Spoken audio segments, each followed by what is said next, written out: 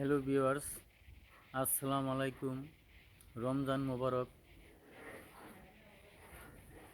আমেরিকার প্রেসিডেন্ট আর ইসরায়েলের প্রেসিডেন্ট এই দুই শয়তান হইল গিয়া ইহুদি। এই শয়তান যদি না হয়, রমজান মাসে শয়তানেরে বন্দি করে রাখে আল্লাহ তাল্লাহ। আর এটা কেমন শয়তান, এইটা মানে রমজান মাসে গিয়ে আরেক দেশের উপর হামলা করছে। এই হামলায় তাদের দেশের কাঠামোটা ভেঙে দিছে। আর তারা ভাবছে যে কাঠামো ভেঙে দিলেই নতুন রাষ্ট্রপ্রধান হবে। আর নতুন রাষ্ট্রপ্রধান হলে মানে তারা রাষ্ট্রপ্রধান নিয়োগ করবে। আর তারা মানে ওই তেলের ভান্ডার তারা লুটপাট করবে, তাদের মানে নিয়ম অনুসারে চলবে আর তাদের কথা শুনবে। কিন্তু ইরান বুঝতে পারছে, ইরান তাদের মধ্যে দলবদ্ধতা হয়ে তারা নিজেরই নেতৃত্ব দিচ্ছে।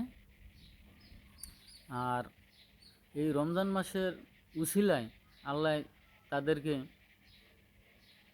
নিস্তেজ না হতে মানে একটা ভালো দিক দিছে, তারা যাতে যুদ্ধ পরিচালনা করতে পারে, আল্লাহর সহযোগিতা পাবে।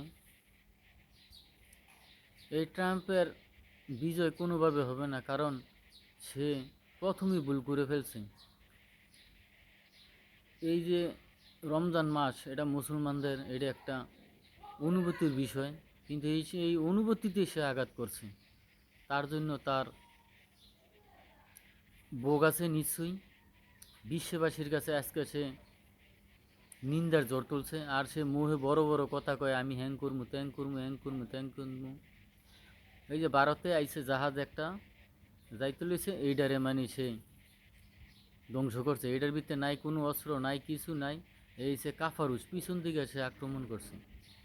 আর ভিডিওটি যদি ভালো লাগে ভাই লাইক কমেন্ট করবেন, ভাই সাবস্ক্রাইব করতে ভুল করবেন না। আসসালামু আলাইকুম।